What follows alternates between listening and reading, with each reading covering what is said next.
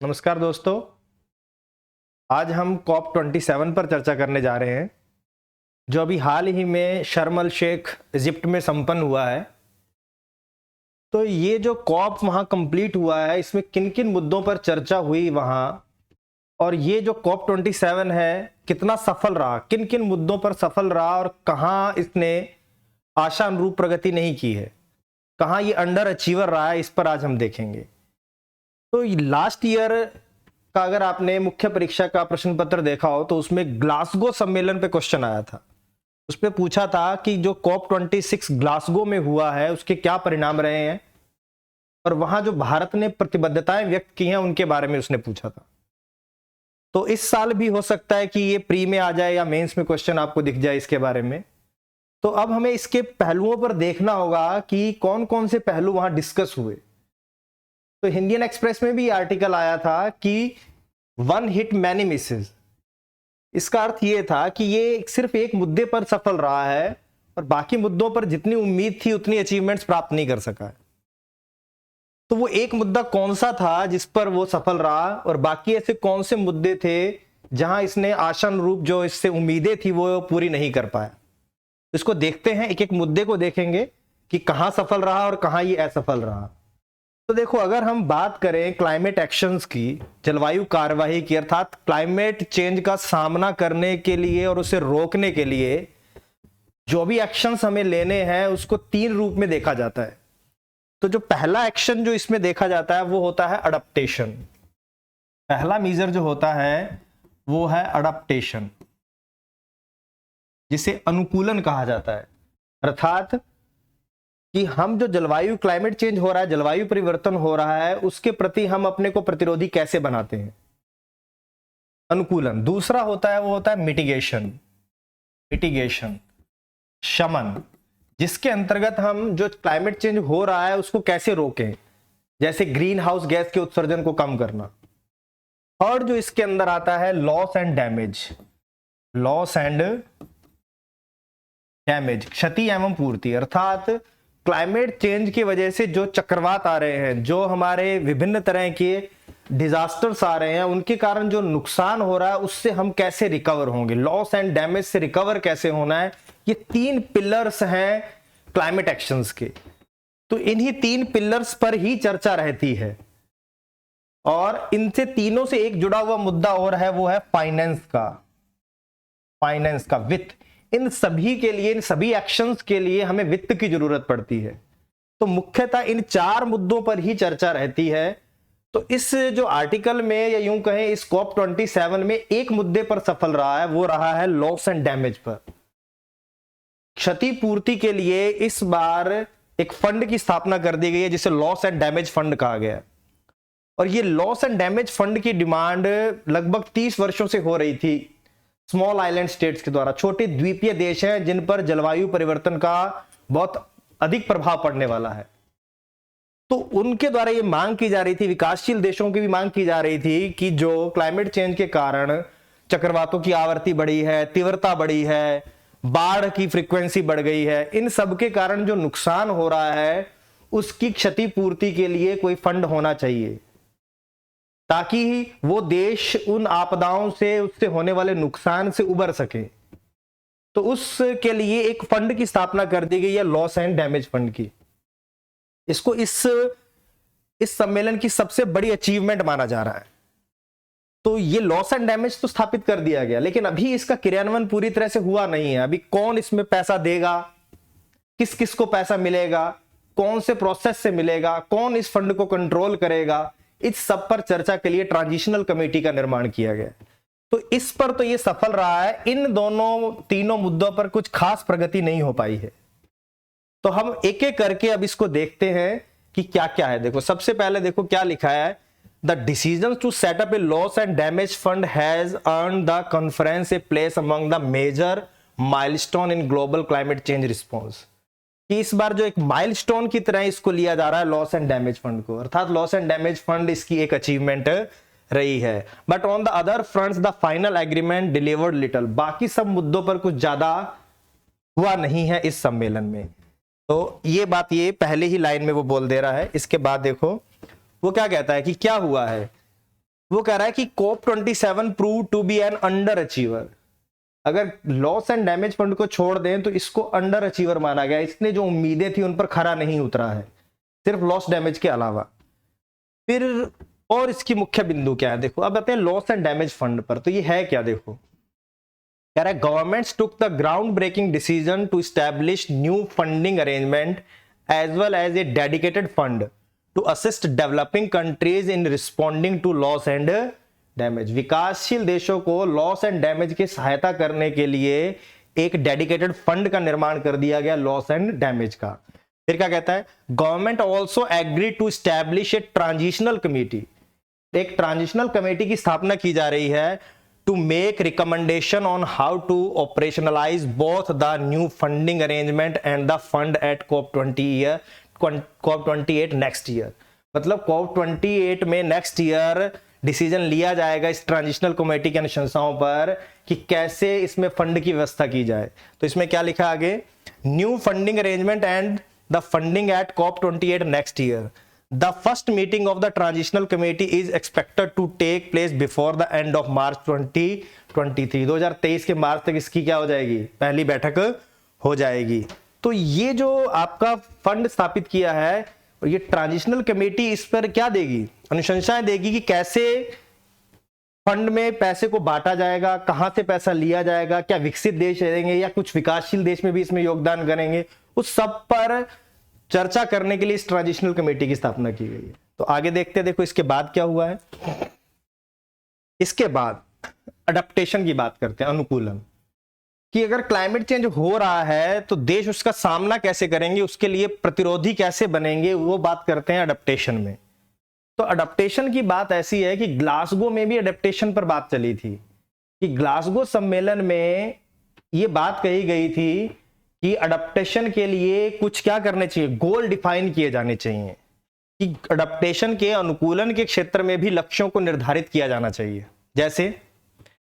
जैसे मिटिगेशन के क्षेत्र में, शमन के क्षेत्र में पेरिस में कहा गया कि हम ग्लोबल वार्मिंग को इस सदी के अंत तक 2 डिग्री सेंटीग्रेड के नीचे नीचे रखना चाहेंगे और कोशिश करेंगे कि वृद्धि जो है वो 1.5 डिग्री सेंटीग्रेड से ज्यादा ना हो। तो ये एक लक्ष्य निर्धारित किया, डिफाइन किया है। उसी तरह के कुछ गोल्स की बात की गई है अडेप्टेशन को लेकर, कि हम अनुकूलन के संदर्भ में भी कुछ लक्ष्यों को क्या करें, निर्धारित करें। तो उसी संदर्भ में इसमें चर्चा हुई है। तो इसमें क्या हुआ है, at the Glasgow climate meeting an effort was initiated to define global goal on adaptation. Global goal on adaptation मतलब वैश्विक गोल, लक्ष्य निर्धारित करने अडेप्टेशन पर। इसके लिए क्या किया गया है, वहां पर एक कार्यक्रम शुरू किया गया था, एक वर्क प्रोग्राम शुरू किया गया था। तो ये गोल्स को डिफाइन करने की भी बात की गई है। जैसे क्या लिखता है, जस्ट एज द 2 डिग्री और 1.5 degree Celsius target serve as the global goal for mitigation. जैसे 2 डिग्री सेंटीग्रेड और 1.5 डिग्री सेंटीग्रेड मिटिगेशन के लिए गोल हैं, तो मिटिगेशन की तरह इसमें भी गोल्स को क्या करना चाहते हैं, स्थापित करने की बात इसमें की गई है।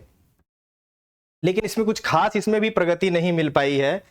तो हुआ क्या है, देखो इसमें क्या, however nothing much was delivered on this track except for expressing support to the Glasgow Sharm el Sheikh work program that is scheduled to finish its work next year। जो ग्लासगो में वर्क प्रोग्राम शुरू किया गया था, वही work programme को इसमें समर्थन दे दिया गया और कहा गया कि नेक्स्ट ईयर तक इन गोल्स को डिफाइन कर लिया जाएगा। तो ये सिर्फ इतनी सी प्रोग्रेस अडेप्टेशन में हुई है। दूसरा मुद्दा अडेप्टेशन को लेकर क्या है कि अडेप्टेशन फंड की बात की गई है, कि अडेप्टेशन के लिए भी फंड दिया जाना चाहिए। तो देशों की ये मांग रहती है कि जो अडेप्टेशन प्रोजेक्ट्स हैं, अनुकूलन प्रोजेक्ट हैं, उनके लिए आधे फंड की व्यवस्था होनी चाहिए। अर्थात जितना भी फाइनेंस आ रहा है, वित्त आ रहा है क्लाइमेट एक्शंस के लिए, उसका आधा भाग अनुकूलन को दिया जाना चाहिए। लेकिन दिया नहीं जाता है, ज्यादातर फंड मिटिगेशन को दिया जाता है। मिटिगेशन मतलब शमन, जिसमें ग्रीन हाउस गैसेस को कम किया जाए ताकि वैश्विक तापमान में वृद्धि ना हो। उसका कारण क्या है, देखो मिटिगेशन उपाय ऐसे उपाय हैं जिनका प्रभाव पूरे वैश्विक स्तर पर देखने को मिलेगा। अगर मैं कहूं कि ग्रीन हाउस गैसेस को हम कम करेंगे तो जिससे कारण ग्लोबल वार्मिंग कम होगी, तो इसका प्रभाव वैश्विक स्तर पर पड़ेगा।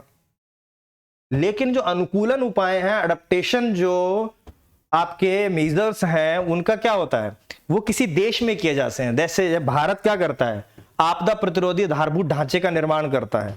इसका आपदा प्रतिरोधी आधारभूत ढांचे का अगर निर्माण करता है तो उसका निर्माण भारत में होगा और उसका लाभ भी भारत को मिलेगा। इसका अन्य देशों को तो कोई लाभ नहीं मिलना। इसलिए विकसित देश ज्यादातर फोकस मिटिगेशन पर करते हैं कि मिटिगेशन उपायों पर फंडिंग ज्यादा की जाए, उन प्रोजेक्ट्स को फंडिंग की जाए ताकि उसका लाभ उन्हें भी मिल सके, पूरे विश्व को मिले। लेकिन विकासशील देशों की मांग है कि हमारे यहाँ पर नुकसान हर वर्ष होता है, इसलिए अडप्टेशन को जो फंडिंग है वो बढ़नी चाहिए, तो आधी फंडिंग उसको मिलनी चाहिए। तो इसी पर इसमें चर्चा हुई, लेकिन कोई ठोस डिसीजन इस पर भी नहीं निकल के आया। देखो, developing countries have been demanding that at least half of climate finance should be directed toward adaptation project, कि हाफ फंडिंग किसमें आनी चाहिए, अडप्टेशन प्रोजेक्ट्स में आनी चाहिए। इसके अलावा क्या है, new pledges totalling more than $230 million were made to the adaptation fund at COP27। 200 million American dollar की सहायता की भी इसमें घोषणा की गई है। ये इतना कुछ खास नहीं है, बहुत कम है ये, ठीक है। बस इसी पर क्या किया गया, बात की गई। और इसके लिए भी एक वर्क प्रोग्राम जो था, शर्म अल शेख अडप्टेशन एजेंडा है, उसको लाया गया है, जो कि क्या करेगा, इस पर चर्चा की जाएगी। कुछ खास प्रगति अडप्टेशन पर भी लेकर नहीं हो पाई, तो इसलिए यहां पर भी ये पूरी तरह से सफल नहीं हो पाया। एक और जो प्रोग्राम यहां पर शुरू किया गया है वो WMO का है, उसका UNFCCC से कोई लेना देना नहीं है। WMO ने क्या कहा है कि वो अर्ली वार्निंग सिस्टम सेट करेगा उन देशों में जहां पर ये नहीं है। तो ये देखो, WMO to set up early warning system in areas that don't have them, उन क्षेत्रों में अर्ली वार्निंग सिस्टम लगाएगा जहां पर अभी तक ये नहीं है। तो इससे क्या होगा, आपदाओं का प्रभाव कम पड़ेगा। तो बस इसी सब पर ले देकर बात हुई है कि ऐसा कर लिया जाए, ऐसा कर लिया जाना चाहिए, लेकिन कोई ठोस निर्णय निकल के नहीं आया जैसे लॉस एंड डैमेज पर आया। तो इसके बाद एक और जो मुद्दा निकल कर सामने आता है वो कौन सा है, मिटिगेशन का। और मिटिगेशन क्या होता है कि अगर हम क्लाइमेट चेंज के प्रभावों को क्या करें, सामना करना है, तो हम उसको रोकने का भी प्रयास करें। तो क्लाइमेट चेंज को रोका कैसे जा सकता है कि अगर हम ग्रीन हाउस गैस के उत्सर्जन को कम करें या ऐसी विधियां अपनाएं जिससे ग्रीन हाउस गैस का अवशोषण बढ़ जाए। तो उन सब में कौन से उपायों में आते हैं, वो सब मिटिगेशन में आते हैं। तो मिटिगेशन पर भी कोई खास बात नहीं हुई है। और मिटिगेशन पर इस बात की भी चर्चा की गई है कि अगर हमने मिटिगेशन उपायों को नहीं अपनाया तो जो हम कह रहे थे कि हमें 1.5 डिग्री सेंटीग्रेड से तापमान की वृद्धि को रोकना है, वो संभव नहीं हो पाएगा। और अगले एक दशक में 10 वर्षों में ही हमारा पृथ्वी का एवरेज टेम्परेचर 1.5 डिग्री सेंटीग्रेड बढ़ जाएगा। और कह रहा है कि इस सदी के अंत तक का हमने ये टारगेट रखा था कि हम एवरेज टेम्परेचर ग्रोथ को, जो वृद्धि है, उसको क्या नहीं करेंगे, 2 डिग्री सेंटीग्रेड से बढ़ने नहीं देंगे। लेकिन अगर इसी दर से सब चलता रहा तो वो तापमान की वृद्धि दर 3 डिग्री सेंटीग्रेड हो जाएगी। तो ये उन्होंने बताया, इसलिए कह रहे हैं कि मिटिगेशन उपाय बहुत जरूरी हैं। तो देखो, most scientific estimates now suggest that the 1.5 degree Celsius target for temperature rise is likely to be breached within a decade। एक दशक में ही 1.5 डिग्री सेल्सियस का जो हमारी सीमा है वो क्रॉस हो जाएगी। फिर कहता है, with current efforts to reduce emission, वर्तमान प्रयासों से उत्सर्जन को कम करने से the world is headed to a temperature rise of about 3 degree Celsius from pre-industrial times by the end of this century. इस सदी के अंत तक हम 3 डिग्री की सीमा को क्रॉस कर जाएंगे अगर इसी तरह से चलता रहा, प्रयास अगर इसी तरह के रहे तो। इसलिए वो कह रहा है कि हमें क्या करना है, मिटिगेशन उपायों पर बल देने की जरूरत है। तो इस संदर्भ में क्या किया जाना चाहिए, तो यूरोपियन यूनियन ने एक सुझाव दिया था कि हम जो हमारे टारगेट्स लाते हैं, कि प्रत्येक देश अपने NDC लाता है कि हम क्लाइमेट चेंज को रोकने के लिए ये प्रयास करेंगे। तो EU ने प्रस्ताव लाया था कि हमें हर साल इनको लाया जाना चाहिए और जो प्रतिवर्ष जो आ रहे हैं उनको पहले की तुलना में अधिक मजबूत लाना चाहिए, मोर स्ट्रांग हों, वो पहले की तुलना में मजबूत हों, अधिक प्रतिबद्धताएं हों। तो इस पर चर्चा की, हर साल आना चाहिए, उसने एक प्रस्ताव दिया, लेकिन उसको स्वीकार नहीं किया गया है। वर्तमान में हर 5 साल बाद NDC आता है, तो इन्होंने कहा था कि हर साल पर आना चाहिए, लेकिन उसको स्वीकार नहीं किया गया, तो ये भी मिटिगेशन पर टल गया। इसके अलावा एक और जो उपाय आया था वो था, देखो ये लिखा यहाँ पर, one of the ideas floated by the European Union was to ask every country to strengthen their respective climate actions every year from now to 2030, a radical suggestion that was unlikely to have met with approval from most countries. ज्यादा देशों ने इसका समर्थन नहीं किया. As of now, the countries have to upgrade their climate actions every 5 years. प्रत्येक 5 साल बाद अब देशों को अपने क्लाइमेट एक्शंस को अपडेट करना पड़ता है. तो इस पर भी कोई सहमति नहीं बन पाई है. ठीक है, इसके बाद देखो मिटिगेशन पर एक और क्या था, भारत इस प्रस्ताव को लाया था. क्या लाया था? An other idea was to call for a phase down of all fossil fuel use. जितने भी जीवाश्मीय ईंधनों का हम उपयोग करते हैं उनको हमें धीरे धीरे समाप्त करना चाहिए, फेज डाउन करना चाहिए, कम करना चाहिए. तो इस पर भारत प्रस्ताव लाया था. शुरू में विकसित देश इससे सहमत नहीं हुए थे, लेकिन अंत तक विकसित देश इससे सहमत हो गए थे कि ठीक है हम इस पर समर्थन प्रदान करेंगे. लेकिन लास्ट तक आते आते डेवलपिंग कंट्रीज ने इसको समर्थन नहीं दिया और विशेषकर गल्फ नेशंस ने इसको सपोर्ट नहीं किया. इसलिए इसको भी स्वीकार नहीं किया गया, इसको आगे धकेल दिया गया है. अर्थात कोल हो गया, पेट्रोलियम हो गया, उनके यूज को धीरे धीरे कम करना, फेज डाउन करना. इस प्रस्ताव को जो भारत के है उसको भी क्या कर दिया गया, एक बार के लिए टाल दिया गया. तो इस उपलक्ष्य में भी कोई क्या नहीं हुई है, प्रगति देखने को नहीं मिली है. इट मीन्स मिटिगेशन उपायों पर कुछ ठोस कंक्रीट निकल कर नहीं आया है. फिर देखो और क्या कहा गया. The only decision in this regard was to continue the discussion on a work programme set up last year to urgently scale up the mitigation action. जो ओनली काम हुआ कि जो पिछले बार ग्लासगो में भी एक वर्क प्रोग्राम शुरू किया गया था लास्ट ईयर में, सॉरी, तो उसी पर आगे क्या हो रही है, चर्चा चलेगी, बस और कुछ नहीं कहा. देखो क्या लिखा है. The only decision in this regard was to continue the discussion on a work programme set up last year. Last year एक क्या हुआ था, वर्क प्रोग्राम शुरू हुआ था, कार्य योजना शुरू हुई थी कि हम इस पर क्या करते हैं, चर्चा करते हैं कि हमें हमारे जो मिटिगेशन उपाय हैं उनको और मजबूती से लाना है और उन्हें स्ट्रांग बनाना है. इसके लिए हमें क्या करना चाहिए, डिस्कशन करना चाहिए, देशों को भागीदारी से क्या करना चाहिए, इस प्रयास पर आगे बढ़ना है. लेकिन कुछ उस पर भी नहीं होगा. ये भी क्या वर्क प्रोग्राम है जिसकी हर साल अब 2 मीटिंग होंगी, 2 डायलॉग्स होंगे. COP27 decided that the 2 global dialogue would be held each year as part of this work programme. 2 बार वैश्विक डायलॉग इस पर हुआ करेगा. लेकिन कंक्रीट इसमें भी कुछ नहीं है कि हमें ये करना है. जब ये सम्मेलन आया था तो इसे कहा गया था इंप्लीमेंटेशन कॉप, कि इस कॉप से निकल के चीजें आएंगी जिनमें बहुत सारे क्रियान्वयन होगा. लेकिन कुल मिला के निकला किस पर, लॉस एंड डैमेज पे निकला, बाकी कुछ भी नहीं निकल के आया. इसके अलावा जो लास्ट मुद्दा हमारा रह जाता है वो रह जाता है फाइनेंस का. तो देखो अभी तक हमने पढ़ा loss and damage, adaptation, mitigation, तीनों के लिए वित्त की आवश्यकता है, तीनों के लिए पैसा चाहिए. तो पैसे के लिए भी तो बात चलनी चाहिए. तो फाइनेंस कहां से आएगा, तो उस फाइनेंस के लिए भी चर्चा हुई. तो सबसे बड़ी बात यह है कि फाइनेंस आता कौन सा है. तो आपने सुना होगा पेरिस के अंतर्गत GCF की स्थापना हुई थी, GCF, ग्रीन क्लाइमेट फंड की. तो ये जो ग्रीन क्लाइमेट फंड है इसमें विकसित देशों ने प्रॉमिस किया था कि वे 2020 से प्रति वर्ष $100 बिलियन देंगे. $100 बिलियन क्या करेंगे, इसमें जमा कराएंगे, जिसका उपयोग किसमें होगा, अडप्टेशन में होगा और मिटिगेशन में होगा. अनुकूलन और शमन उपायों में इस $100 बिलियन का यूज होगा. विकसित देश प्रति वर्ष इतना पैसा इसमें उपलब्ध कराएंगे. लेकिन विकसित देशों ने अभी तक अपनी इस प्रतिबद्धता को पूरा नहीं किया है. तो इस सम्मेलन में इस बात पे चर्चा की गई कि विकसित देश अपनी इस प्रतिबद्धता को पूरा करें. और जब इस पर उन पर दबाव डाला गया तो उन्होंने लास्ट ईयर भी जो ग्लासगो हुआ था उसमें भी यही बात कही गई थी. तो ग्लासगो में भी क्या कहा था कि हम 2023 तक इस राशि को उपलब्ध करवाना शुरू कर देंगे. विकसित देश बोले कि हम GCF में $100 बिलियन प्रति वर्ष 2023 से उसकी अपनी जो प्रतिबद्धता उसे पूरा कर देंगे. और इस बात पर भी चर्चा हुई कि विकसित देश ये कोशिश करें कि 2025 तक इस अमाउंट को डबल कर दें.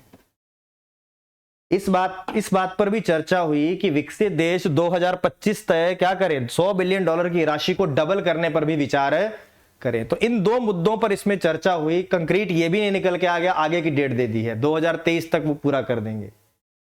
तो अब देखते हैं कि आगे क्या होता है. लेकिन ये इसमें क्या है, फाइनेंसिंग को लेकर बात हुई है. तो इसको देखो क्या लिखा है. the developed countries have not yet delivered on their promise to mobilize USD 100 billion every year, something that should have happened in 2020. 2020 से में ही हो जाना चाहिए था, लेकिन अभी तक वो $100 बिलियन आने नहीं लगा है। तो ये बात है। और क्या कहा इन्होंने इस पर उन्होंने बोला कि हम क्या करेंगे कि the developed countries have said they will ensure the USD 100 billion flow from 2023। 2023 से वो इस फ्लो को क्या कर देंगे, प्रारंभ कर देंगे। A parallel discussion is going on to scale up this amount from 2025। 2025 से इस अमाउंट को बढ़ाने की भी बात की जा रही है कि आप इसको क्या करो, बढ़ा के डबल करो या इसको बढ़ाओ। तो ये डिस्कशन भी इसमें हुआ, लेकिन कंक्रीट इस पे भी कुछ नहीं निकल के आया। और इसमें देखो एक चीज और इसमें जो कही गई वो क्या थी कि पहली बार इसमें जो क्लाइमेट एक्शंस जो लिए जाएंगे, जलवायु कार्रवाई की जाएंगी, उनके लिए बताया गया कि इतने पैसे की आवश्यकता है। पहली बार क्वांटिफाई किया गया कि क्लाइमेट एक्शंस अगर हमें करने हैं तो इन टारगेट्स को प्राप्त करने के लिए हमें इतने पैसे की जरूरत होगी। देखो कैसे इन्होंने बताया कि interestingly the COP27 agreement for the first time quantify the financial needs for climate action. जलवायु कार्रवाइयों के लिए कितने धन की आवश्यकता होगी उसको पहली बार इसमें क्या किया है, मापा गया है या पहली बार बताया गया है, क्वांटिफाई किया गया है। It said about USD 4 trillion had to be invested in the renewable energy sector every year till 2030 if the 2050 net zero target was to be achieved। अर्थात कि अगर 2050 तक हम नेट जीरो प्राप्त करना चाहते हैं तो 2030 तक हमें प्रति वर्ष $4 ट्रिलियन को इन्वेस्ट करना पड़ेगा रिन्यूएबल एनर्जी में। अर्थात कि 2050 में अगर हमें नेट जीरो प्राप्त करना है तो हमें प्रति वर्ष $4 ट्रिलियन को क्या करना पड़ेगा, अरेंज करने पड़ेंगे 2030 तक। मतलब लगातार 2030 तक प्रति वर्ष अगर हम कितने $4 ट्रिलियन अगर इन्वेस्ट करेंगे तब जाकर 2050 में नेट जीरो प्राप्त होगा। इतना पैसा चाहिए। दूसरा क्या कहता है, Additionally, at least USD 4 to 6 trillion was required every year for global transformation to low carbon economy। अगर हम वैश्विक अर्थव्यवस्था को लो कार्बन इकोनॉमी बनाना चाहते हैं, कार्बन का उत्सर्जन जहां कम हो, तो हमें प्रतिवर्ष कितने चाहिए, $4 to 6 ट्रिलियन चाहिए।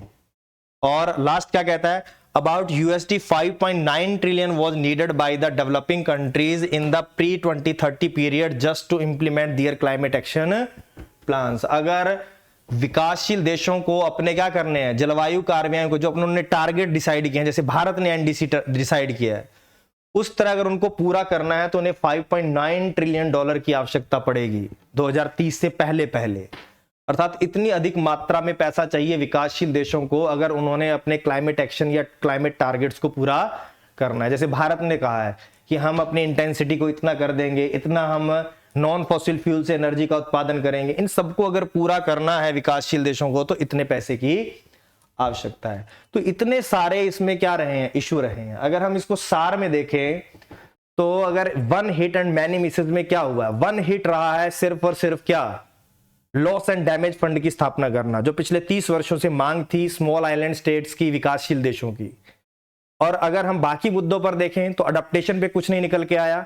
अडेप्टेशन पे कहा गया कि हम अडेप्टेशन में क्या करेंगे, अडेप्टेशन फंड को दुगना करने की बात की गई है कि हम दुगना कर देंगे, लेकिन उस पर कुछ नहीं कहा गया। ये कहा गया कि आधा फंड किस में आना चाहिए, अडेप्टेशन फंड में आना चाहिए, वो भी कोई कॉन्क्रीट सॉल्यूशन नहीं निकल के आया। तो अडेप्टेशन के क्षेत्र में एक वर्क प्रोग्राम को है उसको कंटिन्यू किया गया और कुछ नहीं निकल के आया। इसके बाद मिटिगेशन में देखें तो मिटिगेशन में भी जो वर्क प्रोग्राम चल रहा था उसी पर आगे चर्चा की जाएगी।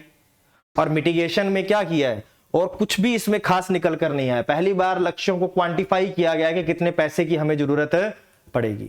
और लास्ट में आता है फाइनेंस। तो फाइनेंस में अगर हम बात करें तो ये कहा गया कि जो GCF में $100 बिलियन की हमने प्रतिबद्धता व्यक्त की थी वो 2023 तक हम कंप्लीट कर देंगे।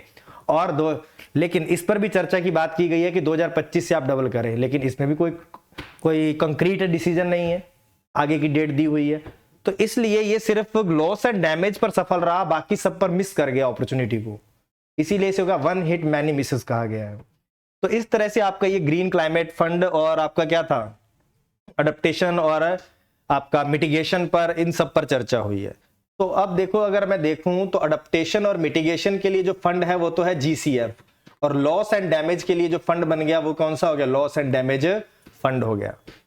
अब इसमें इसके लिए लॉस एंड डैमेज के लिए एक ट्रांजिशनल कमेटी की स्थापना कर दी है जो डिसाइड करेगी कि कितना पैसा कहां से आएगा, कैसे कैसे जाएगा, इसको कंट्रोल कौन करेगा, उन सब मुद्दों पर अभी चर्चा होगी, वो अगले कॉप तक कंप्लीट हो पाएगी। तो ये मेन मुद्दे थे जो इस कॉप में निकलकर सामने आए हैं। अब हम देखते हैं आगे कौन सा मुद्दा इसके बाद आता है। तो मिलते हैं अगले वीडियो में। धन्यवाद।